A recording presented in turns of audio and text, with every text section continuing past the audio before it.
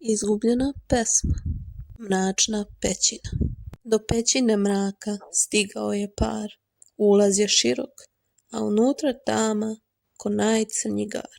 Ovaj mrak je dubok, šapnu Laza Veci, al moramo ući, pesma treba deci. Caka je brža, al boji se mraka, Meda Laza hrabro, drži je bez straha. Upališe fenjer, što je Laza poneo, da osvetle put koji im je strah doneo. Unutra je hladno, zidovi su kameni, a negde u tami čuju se zvukovi maleni. To nije bila senka, niti duh krivi, već maleni šišmiš što u pećini živi. Pita Laza šišmiša što visi sa stene, gde je snažan ton da nam pesma krene. Šišmiš se nasmeja, pa progovori glasno, ton je u tami, gde je vreme kasno. Ali mora biti snažan, da odjek da, pesma se budi, kada se složnost zna.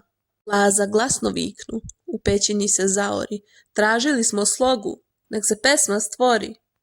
Čim to reče, pojavi se druga nota, sa bojom crnom, prava lepota. Na njoj trag piše, sledi sunca sjaj, na dnu visoke topole, tamo je kraj.